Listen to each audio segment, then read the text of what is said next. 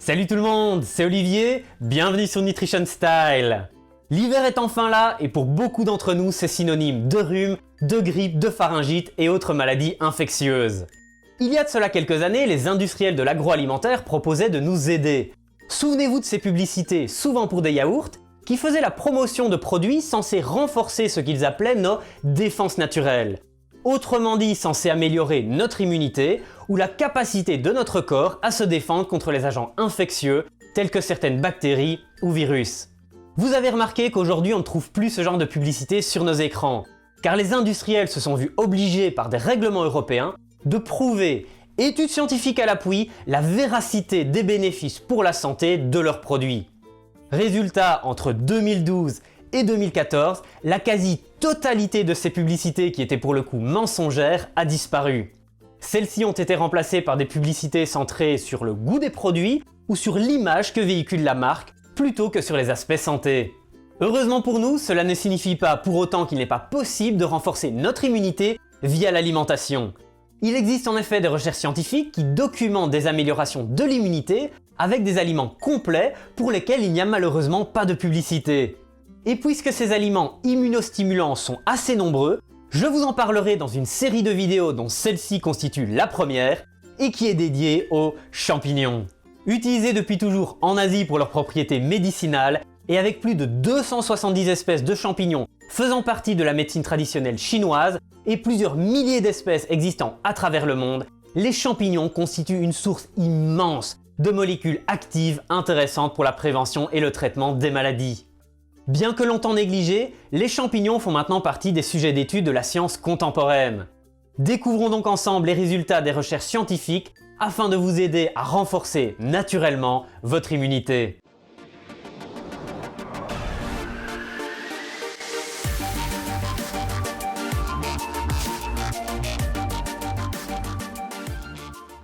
Commençons par le champignon le plus connu et le plus consommé au monde, l'Agaric bispore, communément appelé le champignon de Paris. Une recherche a documenté que la consommation de 100 g de champignons de Paris par jour pendant 7 jours augmentait jusqu'à 2 semaines plus tard de plus de 50% la production de l'immunoglobuline A, un anticorps produit par les cellules immunitaires ayant pour rôle de protéger nos muqueuses. Les muqueuses, qui sont des tissus mous recouvrant la paroi interne de certains organes ou cavités naturelles, tels que le tube digestif et les voies respiratoires, constituent la plus grande surface de contact entre notre corps et le milieu extérieur, bien plus grande que ne l'est la peau, et constituent donc la plus grande surface de contact avec les micro-organismes infectieux.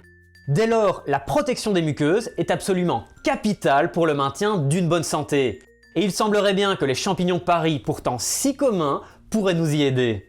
Continuons avec le champignon le plus prisé au Japon que vous trouverez facilement en magasin, le lantin du chêne, également appelé le shiitake. Une étude préliminaire portant sur 7 femmes suivant une chimiothérapie post-chirurgie pour des cancers du sein ou gastro-intestinaux révèle que la consommation pendant un mois de 1,8 g de shiitake sec par jour, soit environ 30 g frais, augmente la production de 2 types de cellules immunitaires impliquées dans la destruction des cellules cancéreuses. Une autre recherche financée par une industrie a montré que la consommation d'à peine 2,5 mg d'extrait de shiitake par jour pendant 6 semaines augmentait chez 42 personnes âgées la production des lymphocytes B, un des principaux types de cellules immunitaires. Une autre étude, également financée par une industrie, documente que l'ingestion pendant 4 semaines de 5 à 10 g de shiitake sec par jour, soit 85 à 170 g frais, augmente chez 51 personnes la vitesse de division de 2 types de cellules immunitaires impliquées dans la destruction des cellules cancéreuses, et augmente, comme les champignons de Paris, la production des immunoglobulines A qui protègent nos muqueuses contre les micro-organismes infectieux. Passons maintenant au champignon préféré des amateurs de bière et de pain, Saccharomyces cerevisiae, la levure de bière. Dans 4 recherches supportées par l'industrie de la levure de bière, 250 à 900 mg de bêta-glucane, des fibres extraites de la levure, ou un placebo ont été consommés par 75 à 162 participants chaque jour pendant 4 à 26 semaines. Chez les personnes saines ayant reçu l'extrait de levure, on a observé une réduction de 19% du nombre d'épisodes de symptômes du rhume, et 2 fois moins d'épisodes sévères de rhume. Chez des personnes ayant vécu au moins 3 infections durant les 6 derniers mois, l'extrait de levure réduit en moyenne de 20% la fréquence des épisodes infectieux. Chez des femmes présentant un stress psychologique modéré, connu pour affaiblir le système immunitaire, la levure de bière conduit à une réduction par 3 du nombre de symptômes des infections respiratoires supérieures, comme la gorge irritée, le nez qui coule ou la toux, ainsi qu'une amélioration du bien-être subjectif général. Enfin, chez des marathoniens dont l'activité physique intense affaiblit généralement le système immunitaire, la consommation de levure de bière réduit de moitié le nombre de symptômes des infections respiratoires supérieures, divise par 3 le nombre moyen d'infections respiratoires et améliore les évaluations subjectives de la vigueur, de l'humeur et de l'état de santé général. Des effets similaires à ceux des bêta-glucanes extraites de la levure de bière ont été obtenus dans des recherches également financées par des industries après consommation de bêta-glucanes extraites du pleurote en huître. Ont ainsi été documentés chez des athlètes une réduction du nombre d'infections des voies respiratoires, une réduction de la fréquence des symptômes et une augmentation du nombre d'un type de cellules immunitaires. Chez des enfants de 2 à 10 ans ayant eu plus de 3 infections respiratoires supérieures durant l'année précédente, les extraits de pleurote en huître réduisent d'un tiers à plus de la moitié le nombre d'infections respiratoires par rapport au groupe contrôle. En Occident, 25% des enfants de moins d'1 an et 18% des enfants de 1 à 4 ans subissent plus de 6 infections respiratoires par an. Si les résultats de ces études scientifiques s'avèrent donc corrects, ils mettent en évidence une amélioration impressionnante de l'immunité, surtout en sachant que dans une de ces recherches, à peine 10 mg d'extrait de pleurote en huître avaient été consommés par jour par les enfants. Voyons maintenant les effets sur l'immunité de champignons moins connus qui valent néanmoins le détour. Une méta-analyse réalisée avec 5 recherches a montré que l'ingestion du gonaderme luisant, aussi appelé reishi, par des personnes présentant un cancer des poumons et suivant une chimiothérapie et une radiothérapie augmentait de 27% la chance de répondre positivement au traitement et accroissait de 2 à 4% le nombre de 4 types de cellules immunitaires, augmentant ainsi potentiellement les chances de survie au cancer. Une autre méta-analyse portant sur 13 études scientifiques a révélé que la consommation du polypore versicolore à hauteur d'à peine 1 à 3,6 g par jour par des personnes ayant un cancer du tube digestif, du sein ou des voies respiratoires et suivant une chimiothérapie augmentait de 11% les chances de survie après 5 ans. Nous venons de voir que différentes espèces de champignons présentent des propriétés immunostimulatrices, accroissant notamment le nombre de cellules immunitaires et la production par ces dernières de molécules de défense contre les micro-organismes infectieux. Nous avons également vu que les champignons présentent un intérêt pour la prévention des maladies infectieuses respiratoires et pour le traitement des cancers. Il existe par ailleurs beaucoup d'autres recherches scientifiques documentant des effets positifs d'une consommation de champignons sur l'immunité.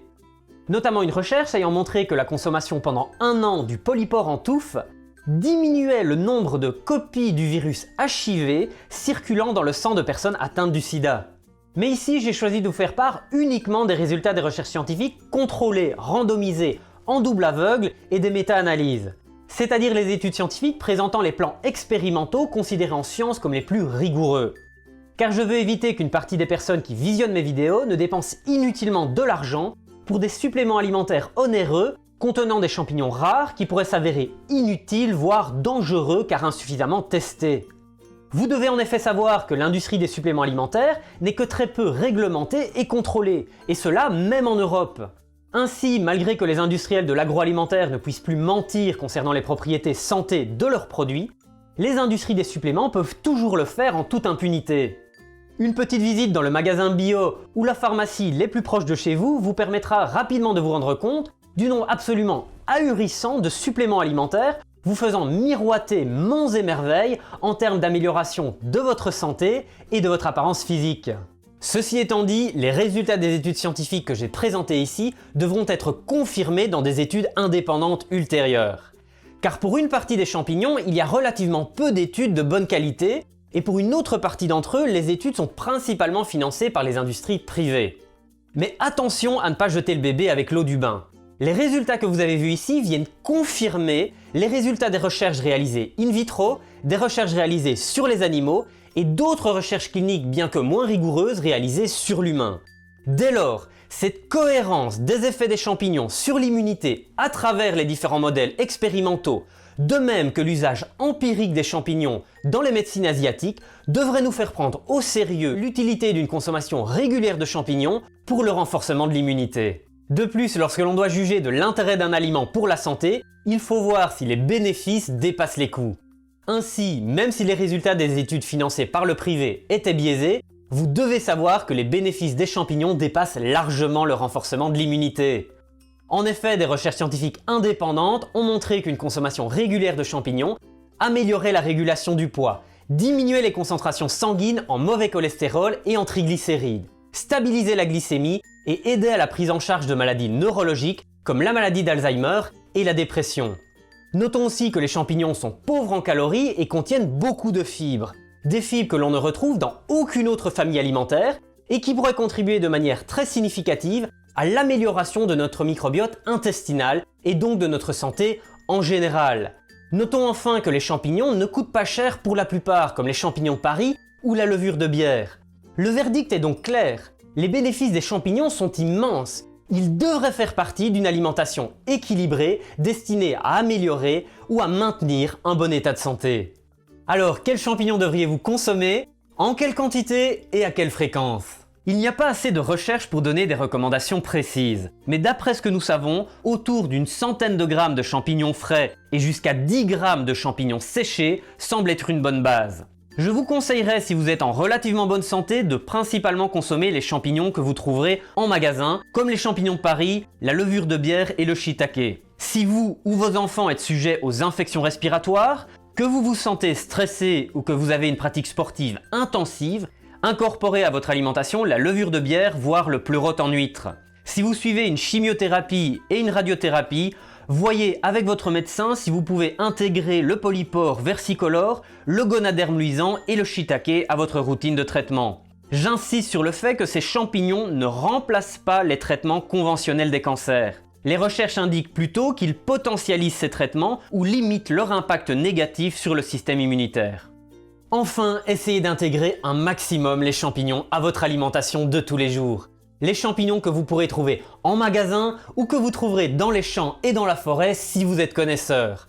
Car avec plus de 200 espèces de champignons ayant démontré des propriétés immunostimulatrices, antimicrobiennes et anticancérigènes dans les études in vitro et dans les études animales, vous pourriez bien bénéficier d'avantages pour votre santé qui n'ont pas encore été démontrés dans les recherches réalisées sur l'humain.